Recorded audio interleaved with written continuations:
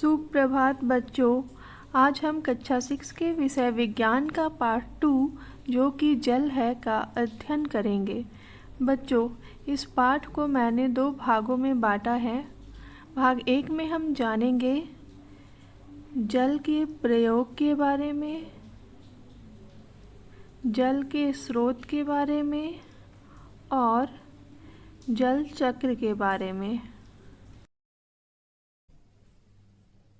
बच्चों, अगर मैं पूछूं वह कौन सी पदार्थ है जिसके बिना जीवन असंभव है, तो आप कहेंगे जल, वायु, भोजन इत्यादि। तो इन्हीं महत्वपूर्ण पदार्थों में से एक जो कि जल है, इसके बारे में आज हम पढ़ेंगे।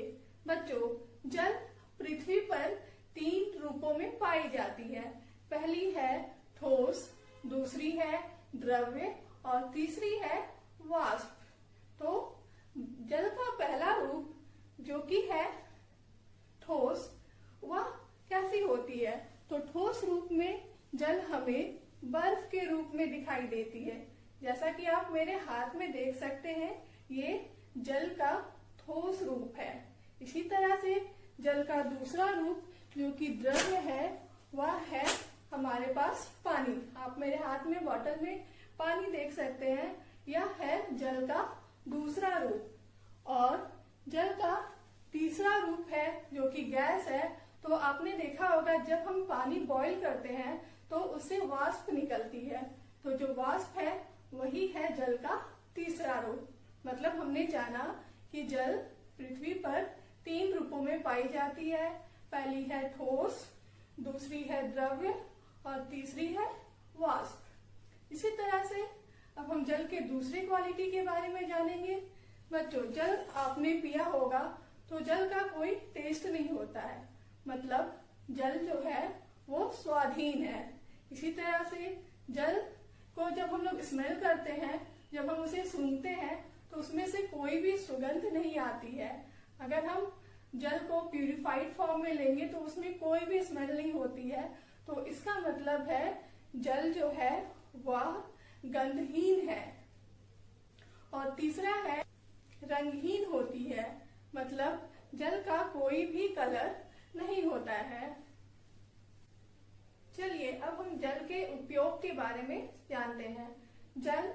हम जल का उपयोग खाना बनाने में करते हैं, कपड़े धोने में करते हैं, बर्तन साफ करने में करते हैं, स्नान करने में, शौचालय में, सिंचाई के लिए, ब्रश करने के लिए, हाथ धोने के लिए और इसी तरह से कई अनेकों उपयोग हैं जल के।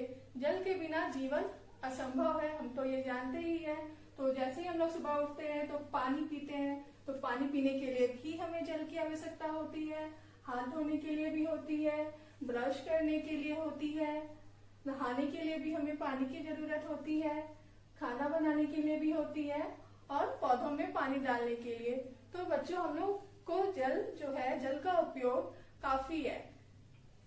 अब हम जानेंगे जल के स्रोत के बारे में।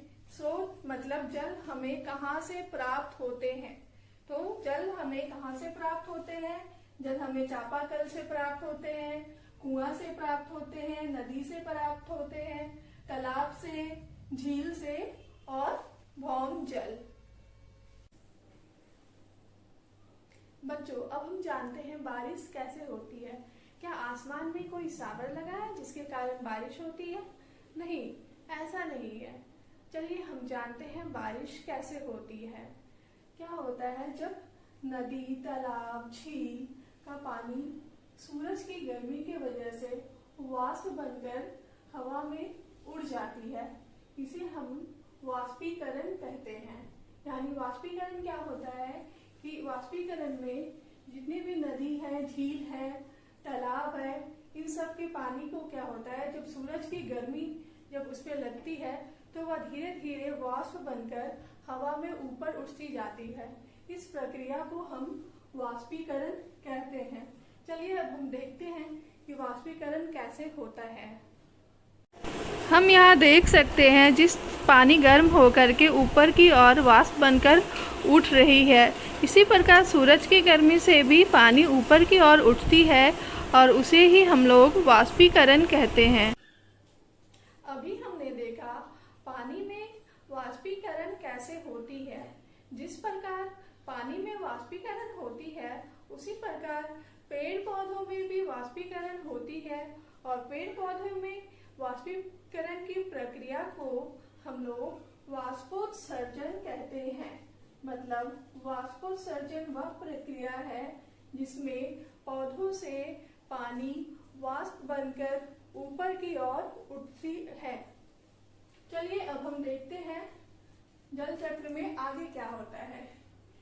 वाष्पीकरण और वाष्पोत्सर्जन के पश्चात पानी वाष्प बनकर ऊपर की ओर उठती है, और जैसे जैसे हम लोग ऊपर की ओर जाते हैं ऊपर का तापमान बहुत कम होते जाता है, जिसके कारण वाष्प पानी में बदल जाती है, और इस प्रक्रिया को हम लोग संघनन कहते हैं। संघनन में क्या होता है?